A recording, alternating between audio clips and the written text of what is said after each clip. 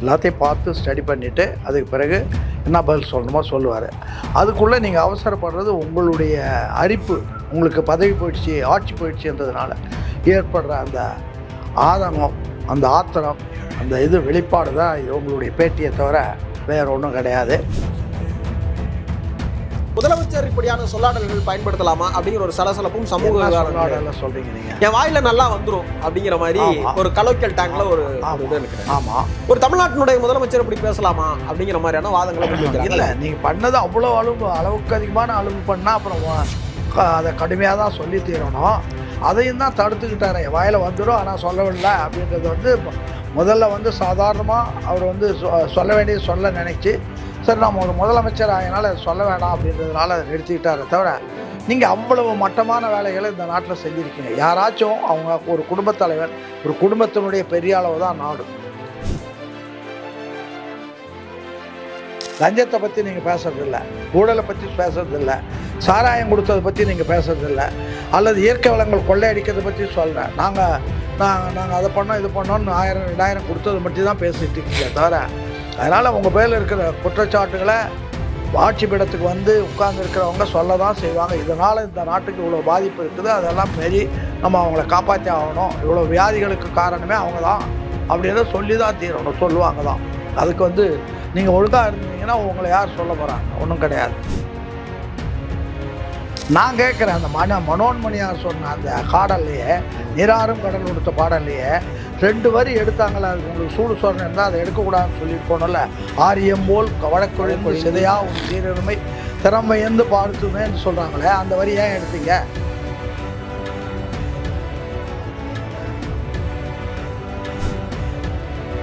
ஸ்டாலின் மேயரானதும் முதலமைச்சரான கருணாநிதி 5 வருஷத்துக்கும் அவர் தான் மேயர் அப்படின்ட்டு ஒரே சட்டத்தை மாற்றி மற்ற எஸ்சி வர்றதை தடுத்துட்டீங்க, ஒரு பிராமின் வர்றதை தடுத்துட்டீங்க, ஒரு முஸ்லீம் வர்றதை தடுத்துட்டீங்க, ஒரு கிறிஸ்டியன் வர்றதை தடுத்துட்டீங்க.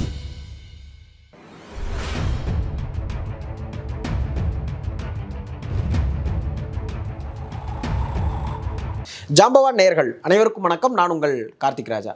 இன்னைக்கு நம்மளோட அரங்கத்தில் யார் இணைஞ்சிருக்கிறாங்க அப்படின்னா, முன்னாள் சட்டமன்ற உறுப்பினர் திருச்சி சவுந்தரராஜன் சார் அவர்கள் தான் இணைஞ்சிருக்காங்க. வாங்க அவங்கள சந்திக்கலாம். சார் வணக்கம். வணக்கம். தமிழ்நாட்டினுடைய அரசியல் அப்படிங்கிறது தேர்தலுக்கு முன்பும் சரி, எலெக்ஷன் ரிசல்ட்டுக்கு அப்புறமும் சரி, ரொம்ப பரபரப்பாகவே இருக்குது அப்படின்னு சொல்லலாம். இந்த நிலையில் தமிழ்நாட்டினுடைய முதலமைச்சர் அவர்கள் திருச்சியில் போய் நன்றி அறிவிப்பு தெரிவிப்பதற்காக பேசிட்டு வந்தார். அவர் பேசிட்டு வந்த மறுநாள் திமுகவினுடைய மாநிலங்களவை உறுப்பினராக இருக்கக்கூடிய ராசா அவர்கள் ஒரு பத்திரிகையாளர் சந்திப்பு நடத்தியிருக்காரு. அதை எப்படி பார்க்குறீங்க? பத்திரிகையாளர் சந்திப்பு நடத்தியிருக்காரு. அது என்ன அவர் சொன்னார் எனக்கு சொல்லணும்ல. அதாவது முன்னாள் முதலமைச்சராக இருந்த ஸ்டாலின் அவர்கள் தலைமையில் இருந்த திமுக அப்படிங்கிறது மக்களை விட்டு தூர அரசாக மாறிடுச்சு. அதை அந்த மாதிரி திமுக மேலே கடுமையான விமர்சனங்களை முன் வச்சிருந்தாரு. அதுக்கு பதிலடி கொடுக்கும் விதமாக ராசா அவர்கள் ஒரு பத்திரிகையாளர் சந்திப்பை நடத்தினார். அதை எப்படி பார்க்குறீங்க? ஆமாம், அந்த பத்திரிக்கையாளர் சந்திப்பில் அவர் என்ன சொன்னாருன்றது சொன்னாதான் நான் அதுக்கு எதுனா படி பார்க்குறேன்னு சொல்ல முடியும். சத்தியவாட ஒரு ராஜ்யசபா மெம்பரு ஒரு பத்திரிக்கையாளர் சந்திப்பை நடத்தியிருக்காரு. அது என்ன ப்ராப்ளம்? விஜய் அவர்கள் தொடர்ந்து பத்திரிகையாளர்களே சந்திக்கல. இங்கேருந்து டெல்லிக்கு போய் ஒரு பிரதமரை சந்திச்சுட்டு வர்றாரு. ஆமாம், சந்திச்ச பிற்பாடும் கூட அவர் பத்திரிகையாளர்களை சந்திக்கல அப்படிங்கிற ஒரு குற்றச்சாட்டையும் முன்வைக்கிறாரு அந்த பத்திரிகையாளர். இந்த குற்றச்சாட்டு சொன்னீங்கல்ல, நான் கேட்குறது, இப்போ அவர் திரைத்துறையிலேருந்து வந்திருக்கிறார். அரசியலை தூரத்துலேருந்து பார்த்தார். இப்போ அரசியலை நேரடியாக பார்த்துக்கிட்டு இருக்கார். பார்த்து எல்லாத்தையும் ஸ்டடி பண்ணுறதுக்கு இப்போ அரசாங்கத்தை, நிர்வாகத்தை, அதிகாரிகளை எல்லாம் பார்த்து சரி பண்ணுறதுக்கு நீங்கள் ஒரு 6 மாதம் டைம்னு உங்கள் தலைவரே கொடுத்தாரு. ஆனால் 6 மாதத்துக்குள்ளே எல்லோரும் துள்ளி திரியிறீங்களே, எதுக்காக திரியிறீங்கன்னு தெரியல. அவர் எல்லாத்தையும் ஸ்டடி பண்ண பிற்பாடு தான் இதெல்லாம் பதில் சொல்ல முடியும். அதாவது பதவியேற்றதும் உடனே ஞானஸ்தானம் வந்துடுறதில்ல, அல்லது அப்படியே ஏதாச்சும் ஒரு டேப்லெட்டா அப்படியே எடுத்து முன்னுங்கன்னா எல்லா அரசியல் புறா வர்றதுக்கு இல்லை. எல்லாத்தையும் பார்த்து ஸ்டடி பண்ணிவிட்டு அதுக்கு பிறகு என்ன பதில் சொல்லணுமோ சொல்லுவார். அதுக்குள்ளே நீங்கள் அவசரப்படுறது உங்களுடைய அரிப்பு, உங்களுக்கு பதவி போயிடுச்சு, ஆட்சி போயிடுச்சுன்றதுனால ஏற்படுற அந்த ஆதங்கம், அந்த ஆத்திரம், அந்த வெளிப்பாடு தான் இது உங்களுடைய பேட்டியை தவிர வேறு ஒன்றும் கிடையாது. இதுதான் உண்மை. சட்ட ஒழுங்கு தொடர்ச்சியாக சரியில்லாமல் இருக்கு. கிட்டத்தட்ட 20 நாட்களுக்கு மேலாக உங்களுடைய ஆட்சி தான் இருக்கு. அப்படின்னும் போது உடனடியாக சட்ட ஒழுங்கு சிக்கலில் இவங்க தலையிடணும், அரசாங்கம் வந்து அதுல சுணக்கமா இருக்கு அப்படிங்கிற மாதிரியான ஒரு குற்றச்சாட்டையும் முன்வைக்கிறாரு. அது எப்படி? நான் கேட்குறது, அவர் ஆட்சிக்கு வந்து இப்போ 20 நாள் ஆகுது. அது ஆனால் அங்கே இருக்கிற நீங்கள் தான் மாறினீங்களே தவிர அதிகாரிகள் அதே அதிகாரிகள் தான் இருக்காங்க. அந்த அதிகாரிகள் காலத்துக்கும் திமுகவுக்கும் அதிமுகவுக்கும் அடிமை சாசனம் எழுதி கொடுத்துட்ட அதிகாரிகளும் இருக்காங்க. அவர்களால் லஞ்சம் கொடுத்து வந்தவர்களும் இருக்காங்க. அவர்களால் லஞ்சம் வாங்குறதுக்குள்ள பயிற்சிகள் பெற்ற அதிகாரிகளும் இருக்கிறாங்க. எல்லா விதமான அதிகாரிகளும் இருக்காங்க.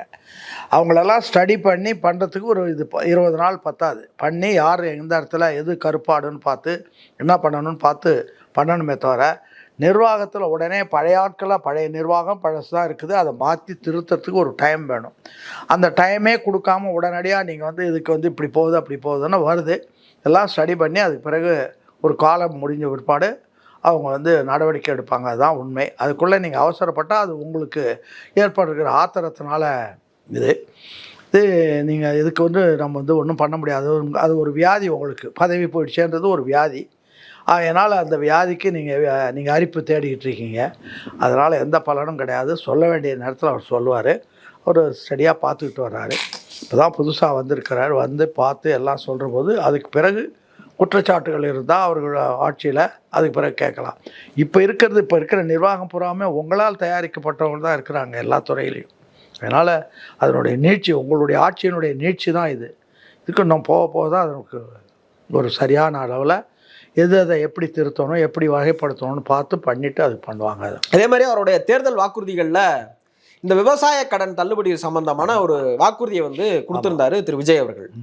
அது குறித்து ஆராசா அவர்கள் பேசும்போது என்ன சொல்றாருன்னா, 2025 வருஷம் வந்து ஒரு அதாவது வந்து இப்போ நீங்கள் வந்து வேர்ல்ட் பேங்க்ல வந்து ஒப்புதல் பெறாமல் கடன் தள்ளுபடிகளை செய்ய முடியாது அப்படிங்கிற மாதிரியான ஒரு விதி திருத்தப்பட்டது.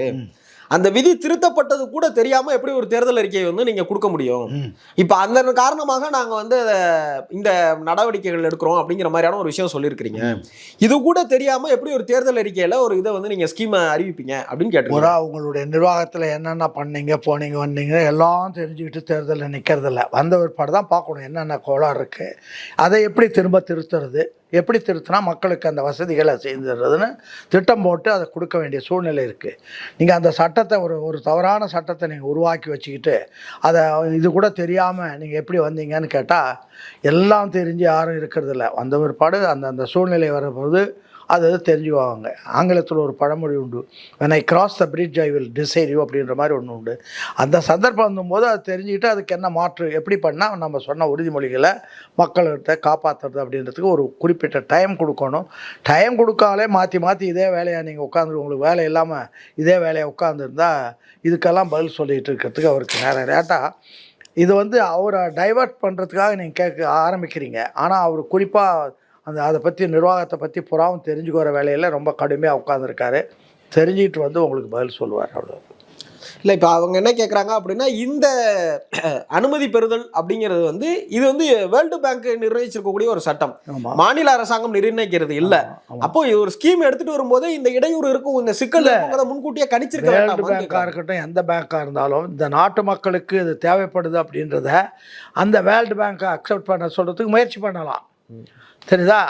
அதனால் முயற்சி பண்ணுறதே தப்பு இல்லை. அல்லது வேர்ல்டு பேங்க்ன்றது ஒன்றும் மனிதர்கள் இல்லாமல் பெரிய தெய்வ சக்திகள் கிடையாது. அங்கேயும் மனுஷன் தான் உட்காந்துருக்கான். அதனால் சொல்லிப்பா எங்கள் நாட்டில் இந்த நிலைமை இப்படி இருக்குது, அதனால் எங்களுக்கு கொடுத்தாகணும் அப்படின்னு கேட்டு அதெல்லாம் வாங்கி நிச்சயமாக பண்ணுவாங்க. அப்படி இல்லைன்னா அதுக்கு ஒரு மாற்று வழி கண்டுபிடிச்சி கொடுப்பாங்க. அதனால் தரேன்னு சொன்னதை, வாக்குறுதிகள் கொடுத்ததை, எல்லா வாக்குறுதிகளையும் விரைவில் அவர் நிறைவேற்றுவார் என்பது தான் அதுக்கு தான் முன்னாடியே சொன்னார். பட்ஜெட் வரும்போது நான் அதை என்ன பண்ணுறதுன்னு பார்த்து நான் பண்ணுறேன் அப்படின்னு இருக்காரு. இந்த வழியில் கொடுக்காட்டி இன்னொரு வழியில் கொடுக்கறதுக்கு முயற்சி பண்ணுவாங்க. ஒரே வழி, உலகத்தில் ஒரே வழி கிடையாது. ஒரு வழி இல்லைன்னா இன்னொரு வழி தேர்ந்தெடுத்து அந்த வழி மூலிமா அதை கொடுத்துட முடியும் பண்ணுவாங்க. அது தவிர என்னுடைய கருத்து என்னென்னா, விவசாயிகள் தான் உண்மையான உற்பத்தியாளர்கள். அங்கே இருந்தால் ஆரம்பம். அது இல்லைன்னா நீங்கள் சோத்தில் கை வைக்க முடியாது. அவங்க சேத்துல கை வைக்கலைன்னா நீங்கள் சோத்தில் கை வைக்க முடியாது. அந்த விவசாயிகளுக்கு இருக்கிற பிரச்சனைகள் என்பது அளப்பரிய பிரச்சனைகள் இருக்குது அவங்களுக்கு. எப்போ பூச்சிகளால் நாசமாகும், வெள்ளத்தால் நாசமாகும், மழை பெய்யாமல் தண்ணி இல்லாமல் நாசமாகும், அல்லது பயிரே சரியில்லாத பயிர்னால் நாசமாகும். ஆனாலும் இரவு பகல் கண் விழித்து அந்த விவசாயத்தை அவங்க பண்ணுறாங்க. அது ஒரு டெடிகேட்டட் ஜாப், புனிதமான வேலை. அந்த உழவர்களை நாமெல்லாம் வந்து தொழுதுகிட்டு இருக்கணும்னு தான் வள்ளுவர் சொல்கிறார், தெரியுதா? அவங்களால அவங்களுடைய பணிக்கு தொழுதுகிட்டு தான் நம்ம இருக்கணும். அப்படிப்பட்ட ஜாப் அவங்க செய்கிறாங்க. அவங்களுக்கு ஏற்படுற கஷ்ட நஷ்டங்களை ஏற்றுக்கிட்டு அதை அரசாங்கம் செய்ய வேண்டியது அரசாங்கத்தினுடைய முழு கடமை. அவங்களுக்கு எந்த வகையிலையும் பாதுகாப்பாக இருந்தால்தான் இந்த நாடே மக்களே காப்பாற்றப்படுவார்கள். அதுதான் உண்மை. அதுக்கு என்ன வழி உண்டோ அதை அவர் கண்டுபிடிச்சி அது என்னென்ன பண்ணணுமோ பண்ணுவாங்க. அதான் தேர்தலுக்கு முன்னதாக திராவிட முன்னேற்ற கழகத்தையும் முன்னேற்ற கழகத்தினுடைய தலைவரையும் வந்து விஜய் அவர்கள் தொடர்ச்சியா தாக்குனாரு. ஆனா இன்னைக்கு வந்து அரசு அதிகாரம் உங்கள்கிட்ட தான் இருக்கு, நீங்க தான் முதலமைச்சர் அப்படின்னும் போது நிர்வாகத்துல கவனம் செலுத்தாமல் தலைவர் அவர்களை வந்து நீங்க குற்றம் சாட்டுவதை வந்து ஏற்றுக்கொள்ள முடியாது அப்படிங்கிற மாதிரியான ஒரு பதிலடியை வந்து ஆராசா அவர்கள் சொல்லியிருக்காரு. அதை எப்படி நீங்கள் தான் எல்லா மலையளவு குற்றங்கள் புரிந்திருக்கு. அது அதனுடைய பாதிப்பு தான் தமிழ்நாட்டில் நிறையா இருக்குது. அது அந்தந்த பிரச்சனை வரும்போது அதை சொல்லாமல் இருக்க முடியாது. நீங்கள் வந்து புத்தகம் புத்தர்களா? நீங்கள் என்ன பண்ணீங்க? கோழி கோழியாக கொள்ளையடிச்சு வச்சுருக்கீங்க, லஞ்சம் வாங்கி வச்சுருக்கீங்க, ஊழல் பண்ணி வச்சுருக்கீங்க. அதோட மக்களுக்கு எதை செய்யக்கூடாதோ, எது அண்ணா கடுமையாக எதிர்த்தாரோ அதை நீங்கள் சாராயத்தையும் கொடுத்துருக்கீங்க. அதனால் பலன் பெற்றிருக்கீங்க. சாராய ஃபேக்ட்ரிகளையும் நடத்திட்டு இருக்கீங்க.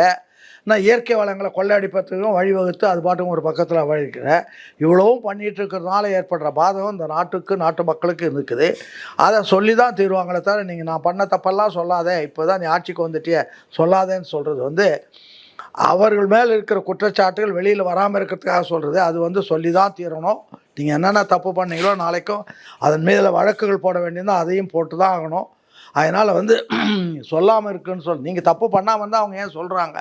நீங்கள் இதே தப்புனுடைய மொத்த உருவமாகவே திமுகவும் அண்ணா திமுகவும் மாறி எல்லாம் கொள்ளையடித்த பிற்பாடு அதை சொல்லாமல் யாரும் இருக்க முடியாது, சொல்லி தான் ஆகணும். திரு விஜய் அவர்கள் பேசின அந்த சொல்லாடல் அப்படிங்கிறது வந்து பெரிய ஆதரவும் எதிர்ப்பும் இருக்குது. அதாவது வந்து அவருடைய ரசிகர்கள்ட்ட பெரிய ஆதரவாகவும், வெகுஜன மக்கள்கிட்ட வந்து ஒரு முதலமைச்சர் இப்படியான சொல்லாடல்கள் பயன்படுத்தலாமா அப்படிங்கிற ஒரு சலசலப்பும் சமூக சொல்றீங்க நீங்க. என் வாயில நல்லா வந்துரும் அப்படிங்கிற மாதிரி ஒரு கலோக்கியல் டாக்ல ஒரு இது எடுக்கிறாங்க. ஆமா, ஒரு தமிழ்நாட்டினுடைய முதலமைச்சர் இப்படி பேசலாமா அப்படிங்கிற மாதிரியான வாதங்களை இல்ல. நீங்க பண்ணது அவ்வளவு அளவுக்கு அதிகமான அலுப்பு பண்ணா அப்புறம் அதை கடுமையாக தான் சொல்லி தீரணும்.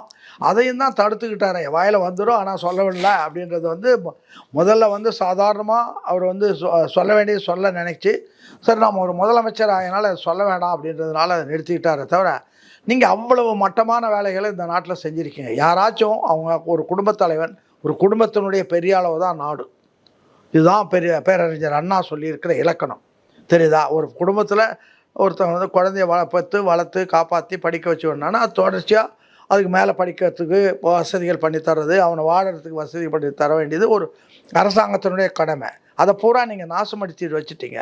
அதனால் நாசப்படுத்தி அதனுடைய விளைவாக எக்கச்சக்கமாக கொள்ளையும் அடிச்சிட்டிங்க. அது உலகம் தெரிஞ்சது. அதை பற்றி நீங்கள் லஞ்சத்தை பற்றி நீங்கள் பேசுறதில்ல, ஊழலை பற்றி பேசுறதில்ல, சாராயம் கொடுத்ததை பற்றி நீங்கள் பேசுறதில்ல, அல்லது இயற்கை வளங்கள் கொள்ளையடிக்கிறதை பற்றி சொல்கிறேன். நாங்கள் அதை பண்ணோம் இது பண்ணோன்னு 1000 2000 கொடுத்தது மட்டும் தான் பேசிகிட்டு இருக்கீங்க தவிர. அதனால் உங்கள் பேரில் இருக்கிற குற்றச்சாட்டுகளை ஆட்சி பீடத்துக்கு வந்து உட்கார்ந்துருக்கிறவங்க சொல்ல தான் செய்வாங்க. இதனால் இந்த நாட்டுக்கு இவ்வளோ பாதிப்பு இருக்குது, அதெல்லாம் மாரி நம்ம அவங்கள காப்பாற்றி ஆகணும், இவ்வளோ வியாதிகளுக்கு காரணமே அவங்க தான் அப்படின்னு சொல்லி தான் தீரணும், சொல்லுவாங்க தான். அதுக்கு வந்து நீங்கள் ஒழுங்காக இருந்தீங்கன்னா உங்களை யார் சொல்ல போகிறாங்க? ஒன்றும் கிடையாது, இல்லாத சொல்ல போகிறது கிடையாது. நீதிமன்றமே கூப்பிட்டு சொல்லிச்சேன், ஏப்பா இவ்வளோ கொள்ளையடிச்சுக்கிறீங்களே, நீங்கள் இயற்கை வளங்கள்லாம் சூறையாடுறீங்களே, யார் அடுத்த தலைமுறைக்கு என்ன வச்சுருக்கீங்கன்னு நீதிமன்றமே கேட்குதே. அப்போ அந்த அளவுக்கு நீங்கள் கொள்ளையடிச்சு வச்சுருக்கீங்களே, உங்கள்கிட்ட யாரை கேட்க முடியும் சொல்லுங்கள்? அதனால் கேட்டு தான் சொல்ல தான் செய்வாங்க. சொல்கிறதுக்கு வந்து நீங்கள் சொல்கிறது வந்து அவங்க தப்பாக இருந்தால் தப்புன்னு சொல்லிட்டு பதில் சொல்லுங்கள். அதை விட்டு நீங்கள் வந்து நீங்கள் ஆட்சிக்கு வராதனாலே நீங்கள் பண்ண குற்றங்கள்லாம் மறைஞ்சு போயிடும்னு நினைக்காதீங்க. நீங்கள் பண்ண குற்றங்கள் என்றைக்கும் இருக்கும், மக்களும் சொல்லுவாங்க, எல்லாரும் சொல்லுவாங்க. சொல்ல வேண்டியது ஒரு அரசாங்கத்துடைய என்ன நடந்திருக்குன்னு சொல்ல வேண்டியது ஒரு அரசாங்கத்தினுடைய கடமை தான். என்னுடைய ஆட்சியில் நாங்கள் வந்து எப்படி நடக்கிறோம், இவ்வளோ நடந்திருக்கு, இதுக்கு பிறகு இதெல்லாம் திருத்தி நாங்கள் இருக்க வேண்டியிருக்கு அப்படின்னு சொல்கிறதுல ஒன்றும் எந்த விதமான தவறும் கிடையாது. அதனால் அதுதான் முறை, சொல்லுவாங்க. அதே மாதிரி தொடர்ச்சியாக திரு ஆராசா அவர்கள் பேசும்போது சொல்கிறாங்க, தமிழ்தாய் வாழ்த்து அப்படிங்கிறது வந்து ஒரு பெரிய சிக்கலாக இருந்தது, சலசலப்பாக இருந்தது. முதல்ல தமிழ்தாய் வாழ்த்துக்கு இடம் இல்லாமல் 3ஆவதாக தமிழ்தாய் வாழ்த்து பாடப்பட்டது அப்படிங்கிறது. அப்போ சொல்லும்போது என்ன சொல்கிறாங்க, இந்திய அரசியலமைப்பு சட்டத்தின் பிரகாரம் கொண்டு வரப்பட்ட ஒரு சட்டத்தை இடபிள்யூஎஸை வந்து அஃபீஷியலாக தமிழ்நாட்டினுடைய முதலமைச்சர் முன்னாள் முதலமைச்சர் திரு மு.க. ஸ்டாலின் அவர்கள் எதிர்த்தாரு. அதாவது அடித்தட்டு மக்களுக்காகவும் பிற்படுத்தப்பட்ட மக்களுக்காகவும். ஆனால் நீங்கள் ஆஃப்டர் ஆல் ஒரு ஜிஓவையே எதிர்க்கிறதுக்கு தயங்குறீங்க, பயப்படுறீங்க அப்படிங்கிற ஒரு விமர்சனம். இல்லையே, நேராக கொண்டே பிரைம் மினிஸ்டர்கிட்டயே போய் அதை வந்து மாற்றணும், நீங்கள் பண்ணது இடைக்காலத்தில் பண்ணது தவறுன்னு சொன்னாங்க. நான் கேட்குறேன், அந்த மனோன்மணியார் சொன்ன அந்த பாடல்லையே, நீராறும் கடல் கொடுத்த பாடல்லையே 2 வரி எடுத்தாங்களே, அதுக்கு உங்களுக்கு சூடு சோறன் இருந்தால் அதை எடுக்கக்கூடாதுன்னு சொல்லியிருக்கோணும்ல. ஆரியம் போல் வழக்கொழிந்து சிதையா உன் சீரனுமை திறமையந்து பாடுத்துமே என்று சொல்கிறாங்களே, அந்த வரி ஏன் எடுத்தீங்க நீங்கள்? அது உங்களுடைய பெரும்புலவர் சுந்தரனார் மனோன்மணி சுந்தரனார் எழுதுனதை அந்த வரியை நீக்கிறதுக்கு உங்களுக்கு என்ன உரிமை இருக்குன்னு சொல்லிட்டு அதை பாட வேண்டியது தானே, பாடலையே நீங்கள். அதனால் நீங்கள் செஞ்சால் என்னமோ சொல்லுவாங்க, நீங்கள் செஞ்சால் அது தக்காளி, இவங்க சொன்னால் அது ரத்தமா, அதெல்லாம் கிடையாது. அதனால் நீங்களும் பண்ணியிருக்கீங்க, நீங்களும் அடிமை பண்ணியிருக்கீங்க. இப்போவும் நெருங்கி போய் அடிமை ஆகிறது. அவங்க சொன்ன பிற்பாடு தான் அதிமுகவும் திமுகவும் சேர்ந்து ஆட்சி அமைக்கலாமான்னு ஒரு சூதாட்டம் ஆடுறதுக்கு தயாரானீங்க. இவ்வளோ குற்றச்சாட்டுகளை வச்சுக்கிட்டு நீங்கள் பேசுறது தப்பு. அதுவும் ராசாவுக்கெல்லாம், அதாவது வரம்பு மாரி வார்த்தைகள் வர்றவங்களுக்கெல்லாம் நம்ம பதில் சொல்ல வேண்டியதில்லை. எப்போ அவர் சார்ந்த அந்த சமுதாயத்தில் இருக்கிற ஒருத்தர் வந்ததுக்கே ஒரு அசிங்கமான வார்த்தையை, யாரும் பயன்படுத்தாத ஒரு வார்த்தையை கவிதை மூலமாக சொல்லி வாங்கி கட்டிக்கிட்டாரோ, இனிமேல் அவருடைய வார்த்தைகளுக்கு யாரும் பதில் சொல்ல வேண்டிய அவசியம் இல்லை. காரணம் அவருடைய தரம் அவ்வளவுதான்.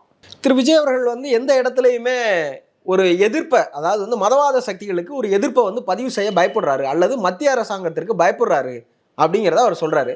ஒரு பத்திரிகையாளரை கூட அவர் இன்னும் சந்திக்க மாட்டேங்கிறாரு அப்படிங்கிறத அடிநாதமாக சொல்றாரு.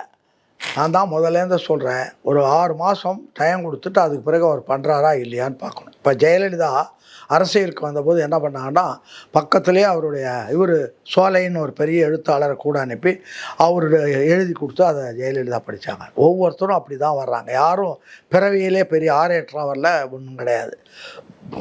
அதனால் இன்னும் கொஞ்சம் இப்போ வந்திருக்கிறாரு, பார்ப்போம். இன்னும் 2-3 மாதம் போனால் எல்லா கேள்விகளுக்கும் பதில் சொல்வதற்கு தயாராக இருந்து சொல்கிற போது தான் அடிக்கலாம். இல்லைன்னா அப்போ ஆரம்பத்திலே ஒரு நிருபர் ஒரு விதண்டாவாதமாக ஒரு கேள்வி கேட்டால் அதுக்கு பதில் சொல்ல முடியலன்னா, முதலமைச்சரால் பதில் சொல்ல முடியலன்னு கிண்டல் கேள்விக்கு ஆளாகிறத விட அமைதியாக இருக்கிறது நல்லது. அமைதியாக இருந்து எல்லாத்தையும் தெரிஞ்சுக்கிட்டு திரும்ப பதில் அடிக்கிறதுன்றதை, இப்போ இவ்வளோ நாள் சும்மா இருந்தால் நீங்கள் மேடையில் பேசலாம் இல்லைன்னு, திருச்சியில் வந்து பேசிட்டாரு, தெரியுதா, 20 நாளில் திரும்ப பேசிட்டாரு, இனிமேல் பேச ஆரம்பிச்சிடுவார். அதே மாதிரி பதில் அளிக்கிறது நிச்சயமாக வரும்.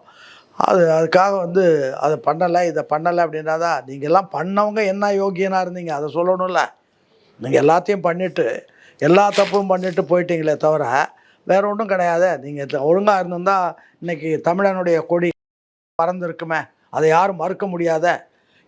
தமிழா கொடி பறக்காததுக்கு காரணமே கலைஞருடைய ஆட்சி தான், வேறு ஒன்றும் இல்லை. அதே எம்ஜிஆர் ஆட்சி இருந்திருந்தால் பறந்துருக்கும், இந்திரா காந்தி இருந்தால் கூட பறந்துருக்கும். இந்திரா காந்தியும் இல்லை, எம்ஜிஆரும் இல்லை, இல்லாத இடத்துல போட்டு அவங்க ஆட்டம் காட்டுற போது இங்கே முதலமைச்சராக இருந்த முதலமைச்சர் கருணாநிதி அதை தடுத்துருக்கணும். முதல்லையே திமுகவினுடைய கொள்கையில் ஒன்று என்னென்னா, நாங்கள் சில கொள்கைகளை சொல்லுவோம், அதை ஏற்றுக்கொள்ளலைன்னா எல்லோரும் ரிசைன் பண்ணிட்டு திரும்பவும் தேர்தல் நிற்போன்றது தான் ஒரு கொள்கை. இது அடிப்படை கொள்கை திமுக ஆரம்ப காலத்து கொள்கையில். அது மாதிரி பார்லிமெண்ட்டை காங்கிரஸ் கட்சி ஆளுங்கட்சியாக இருக்கிற காங்கிரஸுக்கு உங்கள் தயவு இல்லாமல் ஆட்சி நடத்த முடியாதுன்ற போது அவங்கள கண்டிக்கிறதுக்கு நாங்கள் ரிசைன் பண்ணுவோன்னு ஒரு வார்த்தை சொல்கிற தைரியம் உங்களுக்கு இல்லை. ஆளுங்க இருந்தும் தைரியம் இல்லை. ஏன் அந்த தைரியம் இல்லாமல் போச்சு? அதுக்கு என்ன காரணம்? அது சொல்லணும். நீங்கள் பண்ணுற தவறுகள் காரணமா, அல்லது நேற்று இளைஞர் அவருடைய காலத்தில் அவர் கொடி கட்டிட்டா தமிழ் இனத்தில் வரலாற்றில் அவருக்கு மாத்திரம்தான் பேர் வரும்ன்ற அந்த வஞ்சக எண்ணம் காரணமா? என்ன காரணம்? அது சொல்ல வேண்டாமா உலகத்துக்கு? நீங்கள் வாங்கின லஞ்சத்தினால தானே கச்சத்தீவு போச்சு, இல்லைன்னா டெல்லிக்கு அடிமையாக இருக்க வேண்டியதாக போச்சு. அதெல்லாம் என்ன காரணம் சொல்ல வேணும்ல. அதே மாதிரி சாதாரண கட்சிக்குள்ளேயும் நீங்கள் செய்யாத தவறுகள் கிடையாது. அண்ணா நம் நாடுன்னு ஒரு பத்திரிக்கை கட்சிக்காக பொது பத்திரிக்கை எல்லாருக்கும் பொதுவாக ஒன்று வச்சார். அந்த பத்திரிக்கை கருணாநிதி ஆட்சிக்கு வந்தது உடனே அந்த பத்திரிக்கை மூடிட்டு எல்லாரும் முரசொலிக்கு வாங்கின. முரசொலி உங்களுடைய தனி பத்திரிக்கை. காரணம் நம் நாடு எல்லாருக்கும் பொதுவான பத்திரிக்கை. இப்போ என் பேரை வரணும், நான் திமுகவில் இருக்கேன், என் பேர் வரணும்னா கருணாநிதி தயவு இல்லைன்னா முரசொலியில் வராது. ஆனால் நம் நாடு தான் வரும். அதே மாதிரி எவ்வளோ விஷயங்கள். இப்போ ரிப்பன் பில்டிங்கில் இந்த மேயர் தேர்தலில் ஆண்டுக்கு ஒரு மேயர் உண்டு. அதாவது ஒரு தமிழர், ஒரு முஸ்லீம், ஒரு தமிழர், ஒரு கிறிஸ்டியன், ஒரு தமிழர், ஒரு எஸ்சி, ஒரு தமிழர், ஒரு பிராமின் இருந்தது. ஸ்டாலின் மேயர் ஆனதும் முதலமைச்சராக இருந்த கருணாநிதி 5 வருஷத்துக்கு அவர் தான் மேயர் அப்படின்ட்டு ஒரே சட்டத்தை மாற்றி மற்ற எஸ்சி வர்றதை தடுத்துட்டீங்க, ஒரு பிராமின் வர்றதை தடுத்துட்டீங்க, ஒரு முஸ்லீம் வர்றதை தடுத்துட்டீங்க, ஒரு கிறிஸ்டியன் வர்றதை தடுத்துட்டீங்களா? அதெல்லாம் அந்த மக்களுக்கு செய்த துரோகம் இல்லையா? இதெல்லாம் அது மாதிரியெல்லாம் நீங்கள் பண்ணாமலாம் இருக்கீங்க. எவ்வளோ விஷயங்கள் உங்களை சொல்கிறதுன்னா 1000 விஷயங்கள் இருக்குது. அதனால் கொஞ்சம் அடக்கி வாசிச்சிங்கன்னா நல்லது. இல்லைன்னா பழைய கதைகள்லாம் வெளியில் வர ஆரம்பிச்சுன்னா உங்கள் கருணாநிதியே எப்போ திமுகவில் வந்தார்? திமுகலாம் ஆரம்பிக்கிற போதெல்லாம் அட்ரஸே கிடையாது அவருக்கு. அதுக்கு பிறகு வந்து இருந்தவங்கள ஒவ்வொருத்தராக அழித்து அது பண்ணி இது பண்ணி அந்த இடத்த கபலீகரம் பண்ணது தானே உங்கள் குடும்ப சொத்தாக மாற்றிக்கிட்டீங்க. அதெல்லாம் சொல்லப்போனால் அசிங்கமாகிடும். அதனால் வந்து ஒன்றை கொடுத்துட்டு 9 வாங்கிக்காமல் இருக்கிறது தான் உங்களுக்கு நல்லது. அரங்கத்திற்கு வந்து பல்வேறு கேள்விகளுக்கு பதில் சொல்லியிருக்கிறீங்க. உங்களுடைய நேரத்திற்கும் கருத்துக்களுக்கும் நன்றி. நல்லது, வணக்கம்.